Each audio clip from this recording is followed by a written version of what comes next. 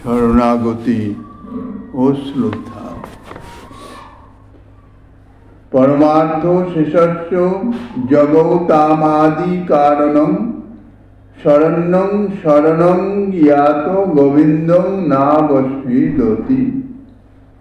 কলিযুগ পাবন অবতার পরম করুণাময় শ্রী গৌরাঙ্গ সুন্দরের পরম অন্তরঙ্গ প্রিয় পার্শ্বদবর্য পূজ্যপাদ ছিল সনাতন গোস্বাইপাদ, রূপ গোস্বাইপাদ এবং শ্রীজীব গোস্বাইপাদের গ্রন্থাবলী থেকে সংকলিত শরণাগতি শ্রদ্ধা নামক গ্রন্থের শরণাগতির অধ্যায়ে আলোচিত হইতেছেন।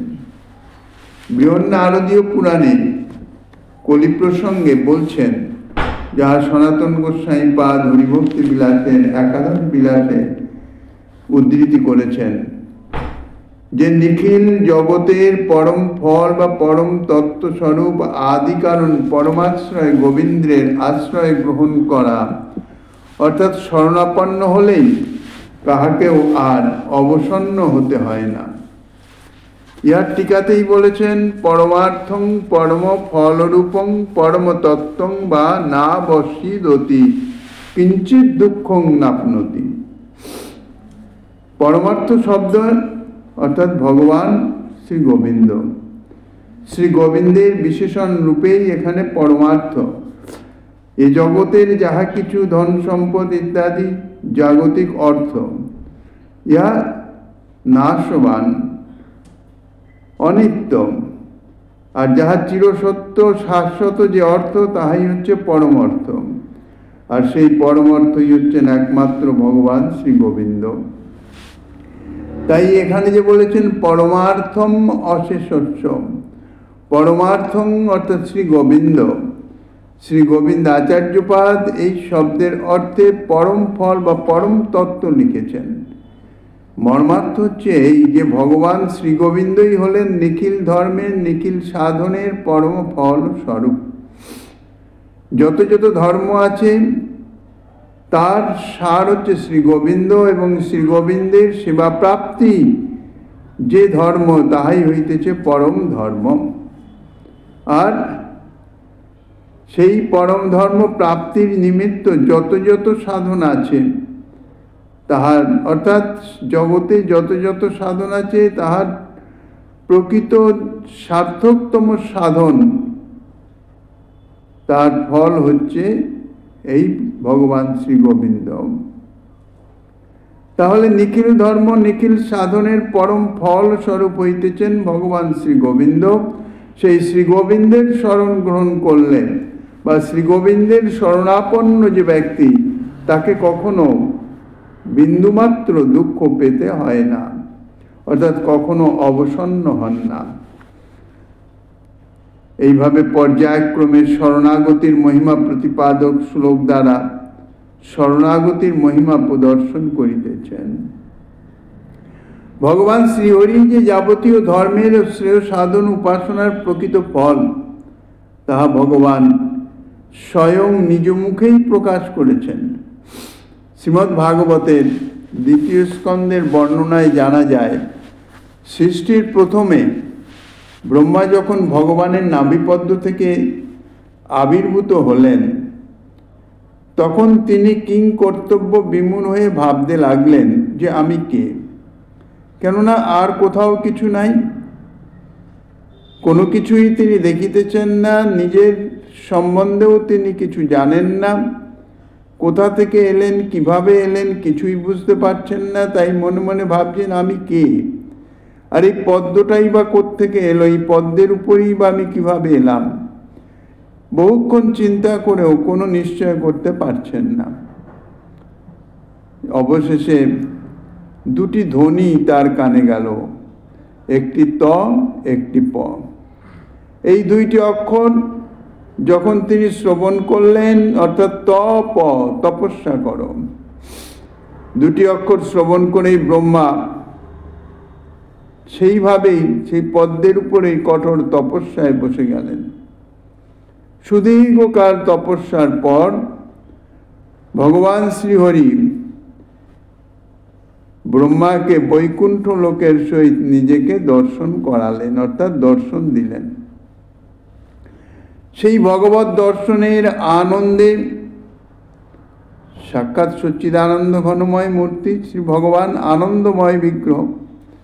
তাই আনন্দময় ভগবানের দর্শনে ব্রহ্মা আনন্দে আপ্লুত হয়ে গেলেন এবং ভগবত দর্শনের আনন্দে আপ্লুত সেই ব্রহ্মাকে যখন ভগবান বর গ্রহণ করবার জন্য বললেন, বরং বরয় ভদ্রংতি বরেশং মাও বিবাঞ্ছিতম ব্রহ্মণ শ্রেয় পরিশ্রম পুংসাং মদ্দর্শনাবধি। হে ব্রাহ্মণ, তোমার মঙ্গল হোক। হে ব্রাহ্মণ, তোমার মঙ্গল হোক। তুমি আমার নিকট তোমার অভিলষিত বর প্রার্থনা করো। আমি বরদাতাগণের ঈশ্বর, অর্থাৎ জগতে যারা দেবতাগণও তো বর প্রদান করেন। ভিন্ন ভিন্ন দেবতার আরাধনা করলে দেবতারা বর প্রদান করেন, তাদের বর প্রদান করবার কিছু সামর্থ্য আছে। তাই বলে মনোবাঞ্ছিত সমস্ত কিছুর তাহারা প্রদান করতে পারেন না। কিন্তু শ্রী ভগবান তিনি হচ্ছেন সমস্ত বরদাতাগণের ঈশ্বর, অর্থাৎ যে যাহাই বর প্রার্থনা করুক না কেন তিনি তাহা দিতে সমর্থ। সমস্ত বরদাতাগণের ঈশ্বর তিনি। জীবগণের শ্রেয় এবং মঙ্গল লাভের জন্যে যত প্রকার তপস্যা, উপবাস প্রভৃতি সাধনা আছে, সমস্ত সাধনা করে, অর্থাৎ উৎকৃষ্ট তপস্যা এবং উৎকৃষ্ট সাধনার ফলস্বরূপ আমাকে আমার দর্শন প্রাপ্ত হয়। অর্থাৎ আমার দর্শন লাভই হইতেছে সমস্ত সাধনার চরমতম সাধনা। আচার্যপাদ শ্রীজীব গোস্বামী চরণ এই শ্লোকের মর্ম নিষ্কাশন করতে গিয়ে লিখেছেন অতি সংক্ষেপে, মদ দর্শনাবধিরীতি মদ দর্শনাস্যান্তর্ভূত সর্বফলত্বাদ ইতি ভাব। অর্থাৎ ভগবান শ্রী ব্রহ্মাকে বলছেন, হে ব্রহ্মণ, আমি তোমাকে বর গ্রহণ করতে বলেছি যাহাতে তোমার কোনো প্রকার ইচ্ছা অপূর্ণ না থাকে। তোমার যা ইচ্ছা তুমি তাই প্রার্থনা করতে পারো, আর ইহা আমার স্বাভাবিক স্বভাবও মনে করতে পারো যে আমার আরাধনা যারা করে তাদের মনবাঞ্ছিত ফল বর প্রদান করতে সমর্থ। কিন্তু বিশেষ কথা এই যে আমার দর্শন করার পরে আর কোনো ফল পেতে বাকি থাকে না। অর্থাৎ জগতে জীবের যত রকমের কামনা আছে তার সর্বোত্তম কামনা হচ্ছে আমার দর্শন। আমার দর্শন প্রাপ্ত হলে তাহার সমস্ত কামনা নিবৃত্তি হয়ে যায়। যেমন ক্ষুধার্ত ব্যক্তি পরিপূর্ণরূপেই উত্তম উত্তম ভোজ্যবস্তু যদি ভোজন করেন, ভোজন করার পরে তার যেমন আর কোনো কিছু, অর্থাৎ উদরপূর্তি হয়ে গেলে আর কোনো কিছু প্রাপ্তির বাসনা থাকে না, ভোজনের বাসনা থাকে না। সমস্ত ভোজনের বাসনা অর্থাৎ ক্ষুধা, ভোজনের যে বাসনা তাহা ক্ষুধারূপেই প্রকটিত হয়, সে বাসনা নিবৃত্তি হয়ে যায়। তখন তাহাকে ভোজন করতে বললেও সে আর ভোজন করতে চায় না। পরম তৃপ্তি অর্থাৎ ক্ষুধার নিবৃত্তি হয়ে যায়। সেই রকম নানাবিধ কামনা বাসনা ইত্যাদির জন্যে হয়তো সাধনা বা উপাসনা আরাধনা ইত্যাদি করা হয়, কিন্তু আমার সাক্ষাৎ দর্শনের পরে তার সমস্ত সেই যে কামনা যার উদ্দেশ্যে সে সাধনা করছে সমস্ত কিছুর নিবৃত্তি হয়ে যায়। কেননা আমার দর্শনই হচ্ছে সমস্ত প্রাপ্তির চরম প্রাপ্তি, চরম ফল যাকে বলা যায়। অবশেষে রয়ে যায় যেহেতু আমার দর্শনের মধ্যেই সর্বপ্রকার ফলই অন্তর্ভুক্ত থাকে, কোনো রকম কিছু আর অবশেষ থাকে না, মানে কোনো কিছু বাকি থাকে না। আমার দর্শনই চরম প্রাপ্তি। যেমন একটি টাকার মধ্যে 16 আনাই থাকে, তেমনি আমার দর্শনের মধ্যে ইহকাল পরকাল প্রাকৃত অপ্রাকৃত নিখিল প্রাপ্য, অর্থাৎ যাহা কিছু জগতের জীবের প্রাপ্য হতে পারে সমস্ত কিছুই আমার দর্শনের মধ্যেই নিহিত আছে, সমস্ত ফলই অন্তর্ভুক্ত আছে। ইহাই শ্রী ভগবানের এই উক্তির তাৎপর্য। এই কারণেই আচার্যপাদ ছিল সনাতন গোস্বামীপাদ বলেছেন, নাব শিরোতি কিঞ্চিত দুঃখং নাপনতি, অর্থাৎ ভগবান গোবিন্দে যিনি শরণাগত হয়ে যান, শরণাগত ব্যক্তির জীবনের কোনো অবস্থাতেই কিঞ্চিত মাত্র বা সামান্যতম দুঃখ প্রাপ্ত হতে হয় না, অর্থাৎ দুঃখের আভাস থাকে না। এর মূল তত্ত্বটি হচ্ছে কি, আমরা দুঃখ অনুভব করি কখন? যখন নিজের সম্বন্ধনীয় কোনো কামনা অপূর্তি হয়ে যায়, পূরণ হয় না, তখন আমরা দুঃখ অনুভব করি। আর নিজ সম্বন্ধনীয় কোনো কামনা যখন আমাদের পূর্তি হয় তখন আমরা সুখানুভব করি। এই যে সুখ এবং দুঃখ, ইহা আমাদের দেহ ইন্দ্রিয়ের মাধ্যমেই আমরা প্রাপ্ত হয়ে থাকি। কিন্তু যে ব্যক্তি শরণাগত হচ্ছেন, শরণাগত ব্যক্তির নিজের জন্যে তো আর কিছু থাকে না, কেননা তার আমিত্বই আর তো নাই, আমিত্বই তো তুমিত্বে পর্যবসিত হয়ে যায়, আমি তোমার হলাম, ইহাই তো শরণাগতির মূল কথা। তা আমি যখন তোমার হয়ে গেলাম তখন আমার নিজস্ব তো আর কোনো কামনা বাসনার লেশাভাস রইল না, তখন সুখ দুঃখ কোনো কিছু প্রাপ্তি আর বাকি থাকে না। এই জন্যই তাকে সামান্যতম দুঃখ প্রাপ্ত হতে হয় না, কেননা তার নিজস্ব তো আর কিছু নাই, সবই তো অভীষ্ট গোবিন্দের চরণে সমর্পণ করে দিয়েছেন। বিশেষ কথা এই যে ভগবানই যদি সর্বফলস্বরূপ হয়েন, তাহলে তাহার চরণে আশ্রয় লাভ করলে যে সর্বফল অনায়াসে হস্তগত হবে, ইহাতে আর সংশয়ের কি আছে? সুতরাং ঈদৃশ ভগবানের চরণে শরণাগত হলে যে তাহাকে কখনো কোনো অবস্থায় অবসন্ন হতে হয় না, বিষাদগ্রস্ত হতে হয় না, মানে বিষাদের দুঃখের আভাস অনুভব করতে হবে না, ইহাই হচ্ছে সঙ্গত সিদ্ধান্ত। এইভাবে পর্যায়ক্রমে শরণাগতির মহিমা প্রতিপাদক শ্লোক দ্বারা শরণাগতির মহিমা ক্রমে ক্রমে বিভিন্ন শাস্ত্র থেকে উদ্ধৃত করা হইতেছে। শ্রী মহাভারতের শান্তি পর্বে রাজধর্মে পিতামহ ভীষ্ম যুধিষ্ঠির মহারাজকে বলছেন, স্থিত প্রিয় হিতে নিত্যং ইয়ৈব পুরুষর স্বভাব রাজংস তব যদুশ্রেষ্ঠ বৈকুণ্ঠ পুরুষোত্তমঃ ইয়েনং সংশ্রয়ন্তি ভক্তা নারায়ণং হরিম তে তরন্তি দুর্গানি ন মে ত্রাস্তি বিচারণা। অর্থাৎ মহাভারতের শান্তি পর্বে রাজধর্মে পিতামহ ভীষ্ম এবং যুধিষ্ঠির সংবাদে, সেখানে পিতামহ ভীষ্ম যুধিষ্ঠির মহারাজ যুধিষ্ঠিরকে রাজধর্ম শিক্ষা প্রসঙ্গে বলছেন, হে রাজন, যে যদুশ্রেষ্ঠ অকুণ্ঠিত প্রভাব পুরুষ শ্রেষ্ঠ পুরুষোত্তম ভগবান শ্রীকৃষ্ণ তোমার হিত এবং প্রিয় কার্যে সর্বদা সচেষ্ট, অর্থাৎ সদা সর্বদাই তোমার মঙ্গল করবার নিমিত্ত যিনি সচেষ্ট, অর্থাৎ সদা সর্বদাই তিনি চেষ্টমান, সেই নারায়ণ হরিকে যারা ভক্তিবরে সম্যকরূপে আশ্রয় করেন তাহারা দুস্তর ভবসমুদ্র পার হয়ে থাকেন, এ বিষয়ে আমার বিচারেরও কোনো প্রয়োজন নাই। দিগদর্শিনী টিকায় বলছেন, তব প্রিয়ে হিতে চ নিত্যং স্থিত অবহিত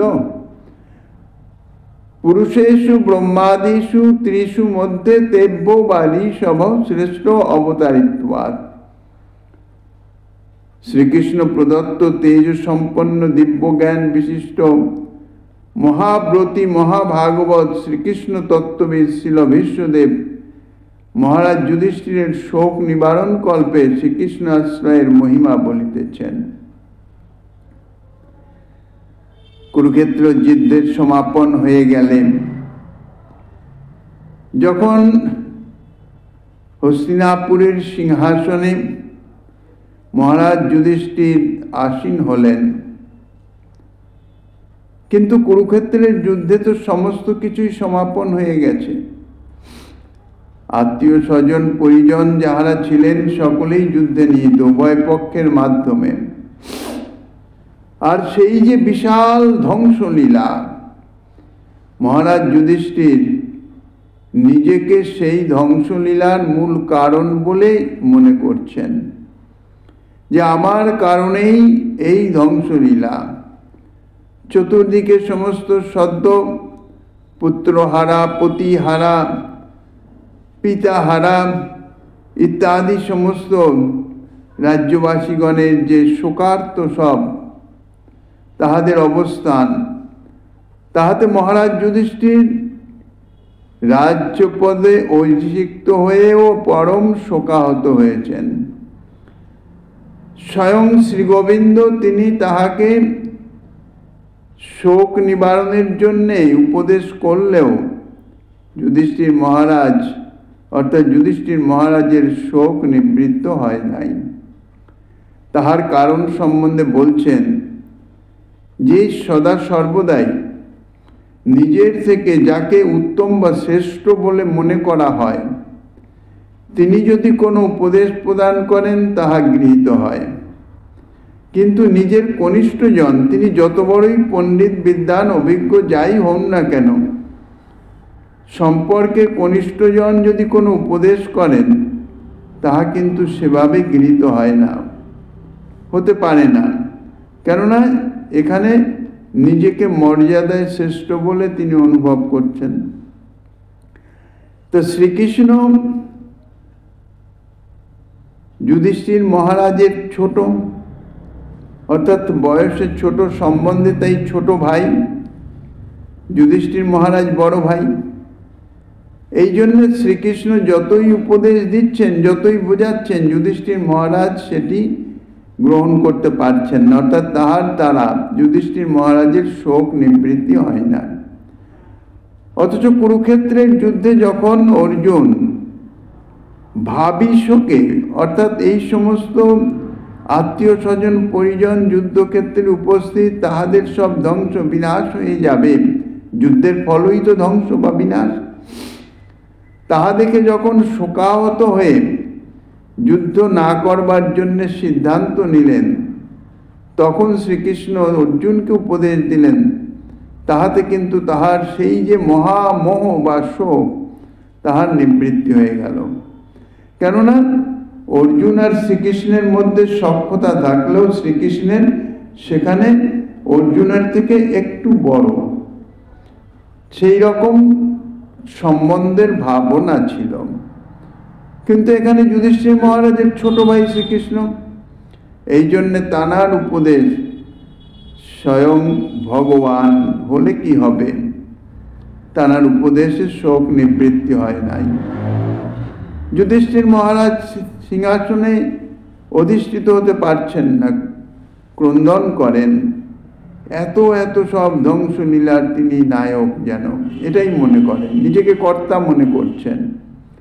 তখন শ্রীকৃষ্ণ তাহাকে পিতামহ ভীষ্ম, যে পিতামহ ভীষ্ম বলছেন শ্রীকৃষ্ণ প্রদত্ত তেজ সম্পন্ন দিব্য জ্ঞান ও বিশিষ্ট দ্বাদশ মহাভাগবতের একজন মহাব্রতী মহাভাগবত শ্রীকৃষ্ণ তত্ত্ববিদ ছিল ভীষ্মদেব। সেই ভীষ্মদেব যখন সম্বন্ধে পিতামহ, অর্থাৎ বয়োবৃদ্ধ, বাল্যকাল থেকেই সর্বদাই তানার আশ্রয়ে তানার উপদেশে মহারাজ যুধিষ্ঠির এবং পঞ্চপাণ্ডব ইত্যাদি তাহারা লালিত পালিত হয়েছেন তাহার স্নেহে। এই জন্যে তানার উপদেশে তার শোক অবশ্যই নিবারণ হবে। এই জন্যেই সরসজ্জায় শায়িত সেই পিতামহ ভীষ্মদেবের কাছে শ্রীকৃষ্ণ যুধিষ্ঠির মহারাজ সহ পাণ্ডবগণ তাহাদের নিয়ে উপস্থিত হলেন। তখন যেহেতু মমত্বের সম্বন্ধ, তো যুধিষ্ঠির মহারাজ শ্রীকৃষ্ণকে আমার নিজের ভাই, ছোট ভাই সেই রকম মনে করেন। শ্রীকৃষ্ণের প্রকৃত তত্ত্ব তিনি জানলেও হয়তো মানতে পারছিলেন না। তাই শোক নিবারণের জন্যে শ্রীকৃষ্ণ আশ্রয়ের মহিমা বলছেন বিশ্বদেব। কেননা এই যে পঞ্চ পাণ্ডব, তাহারা প্রথম থেকেই বলতে গেলে শ্রীকৃষ্ণের আশ্রয়েই আছেন, আশ্রয় গ্রহণ করছেন।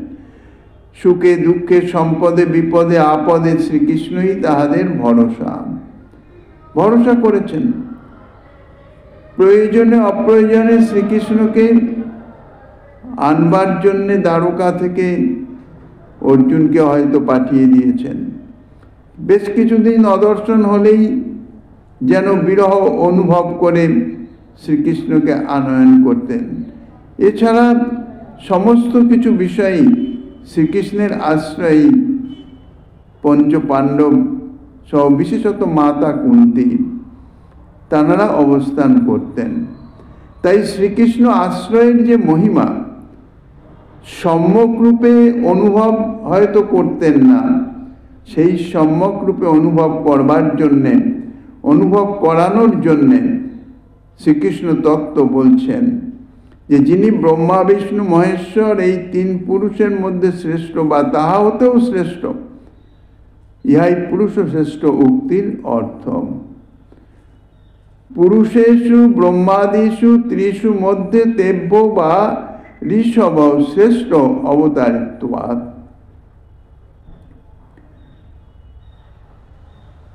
কারণ শ্রীকৃষ্ণ কেবল অবতার নহেন, তিনি হচ্ছেন অবতারী, অর্থাৎ সমস্ত অবতারের মূল।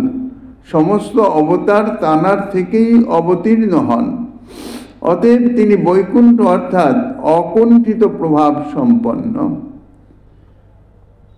আরও তার মহিমা শ্রবণ করো যে পুরুষোত্তম ভগবান শ্রীকৃষ্ণ নিজের স্বরূপ তত্ত্ব জানাবার জন্যে কুরুক্ষেত্রের প্রাঙ্গণে যে গীত উপদেশ দিয়েছিলেন, গীতা উপদেশ শ্রীমৎ অর্জুনকে বলেছিলেন, সেখানে গীতার ৫ম অধ্যায়ের ৮তম শ্লোকে বলেছেন, আমি ক্ষর পুরুষ জীব হতেও শ্রেষ্ঠ এবং অক্ষর ব্রহ্মা ও অক্ষর পরমাত্মা পুরুষ হতেও সর্বশ্রেষ্ঠ।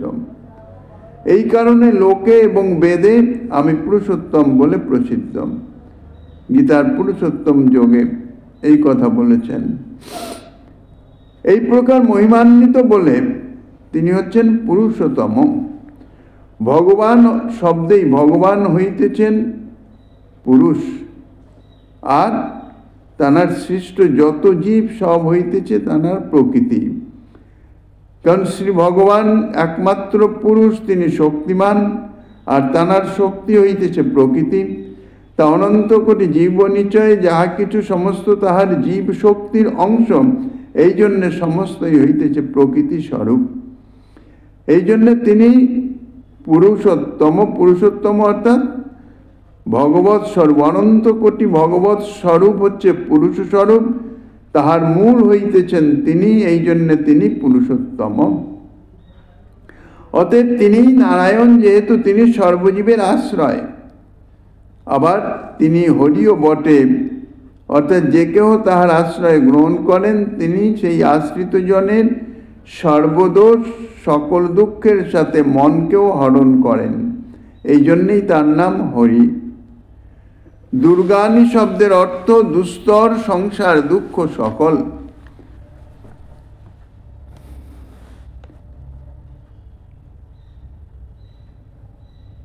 দুর্গানি দুস্তর সংসার দুঃখানি, টিকাতে বলেছেন।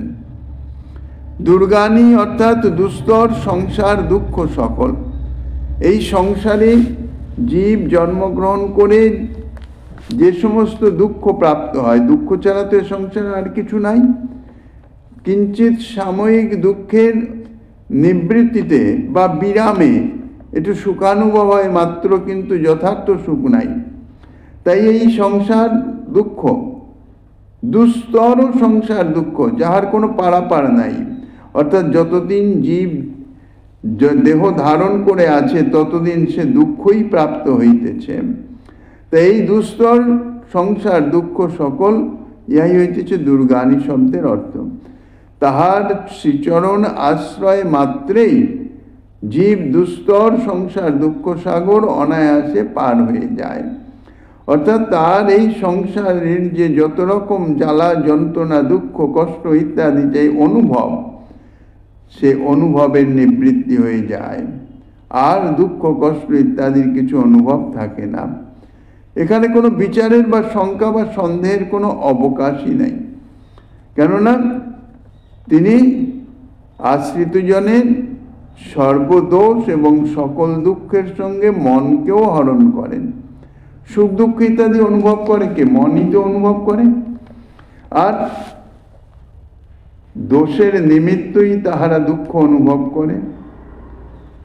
কৃষ্ণ ভুলি সেই জীব অনাদি বহির্মুখ।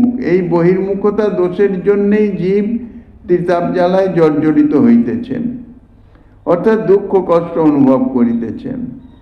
কাজে সেই দোষ অর্থাৎ তাহার বহির্মুখতা যখন দূরীভূত হয়ে যাচ্ছে, অন্তর্মুখীন হচ্ছে, ভগবানমুখীন হচ্ছেন, ভগবানের চরণের শরণ গ্রহণ করছেন, আমি তোমার হলাম, তাহলে ভগবানের হয়ে গেলেন।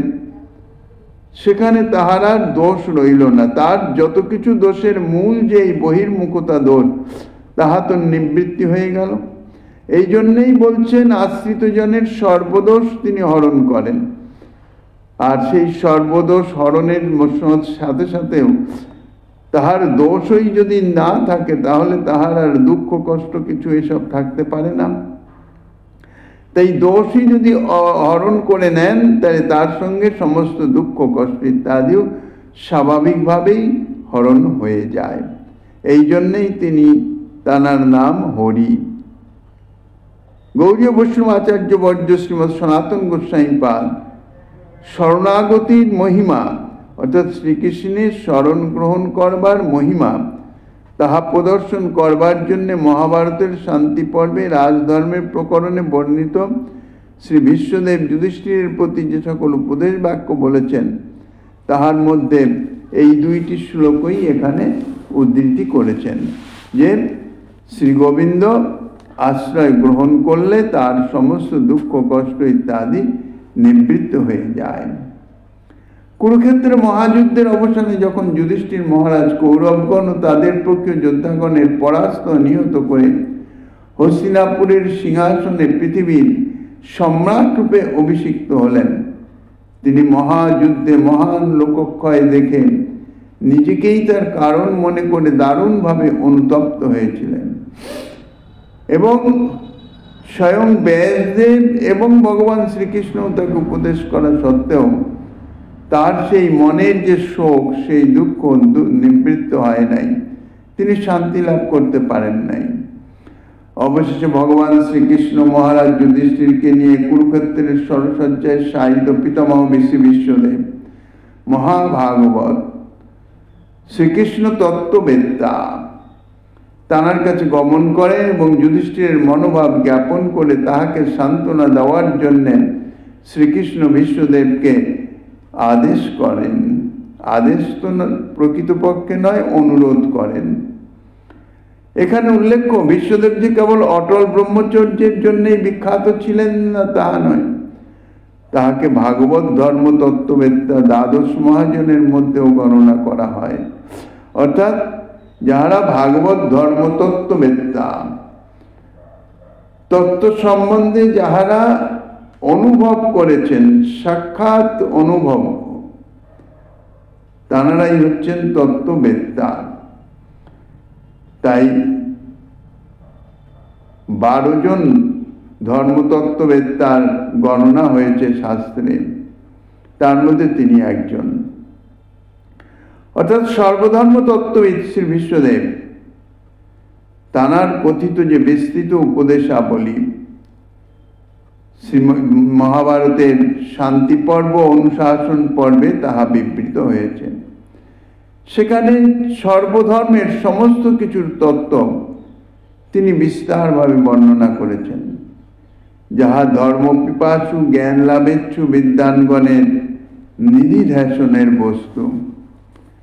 এখানে উদ্ধৃত শ্লোক দুটির সারমর্ম হলে যে শ্রী বিশ্বদেব যুধিষ্ঠির মহারাজকে বলেছেন যে যাহার চরণ আশ্রয় করা মাত্রই মানব যে কোনো বিপত্তি থেকে তৎক্ষণাৎ উত্তীর্ণ হয়ে থাকেন, কেবল তার শ্রীচরণকে আশ্রয় করলেই হলো। এই শ্রীচরণ আশ্রয় করাই হচ্ছে তাহার কাজ। বিপদ উদ্ধার বিষয়ে আর কোনো প্রকার চিন্তার কোনো প্রয়োজন নাই, কোনো অপেক্ষা নাই। যে কোনো অবস্থায়, যে কোনো বিপদ, যে কোনো দুঃখের নিমিত্ত শুধুমাত্র তার চরণ আশ্রয় করে নিশ্চিন্ত হয়ে যাওয়া। এখানে কোনোমাত্র বিচারের আর আবশ্যকতা নাই। তার চরণ আশ্রয় করার পরেও ইহার বিপদ থেকে কি করে উদ্ধার পাওয়া যাবে, বা আমি কি করব, কি আমার করণীয়, এ সমস্ত কোনো ভাবনা চিন্তার কোনো অবস্থা নেই। কারণ এখানে শরণ গ্রহণ করা মানেই সর্বতভাবে তার হয়ে যাওয়া। সেখানে যদি আমি নিজে কোনো বিচার বা চিন্তা ভাবনা ইত্যাদি করতে যাই, তাহলে তো আর যথার্থ শরণ গ্রহণ করাই হয় না। মুখে মুখে শরণ নিলাম বলা হয়, তার যে নিজস্ব যাহা কিছু, আমি বলতে যাহা কিছু, আমার বলতে যাহা কিছু, তাহার তো সমর্পণ হয় নাই। আমার বলতে যাহা কিছু তাহার সমর্পণ, সমস্ত কিছুরই সমর্পণ। তাহলে বিপদ আপদ যাহা কিছু সব তো আমার, তো তাহাও তো সমর্পিত হয়ে গেল। তাহলে তার জন্য তো আর আমার চিন্তা করবার কোনো অপেক্ষা থাকে না, কোনো প্রয়োজন থাকে না। এই জন্যই বলছেন যে কিছুমাত্র বিচারের আবশ্যক হয় না, আবশ্যকতা নাই।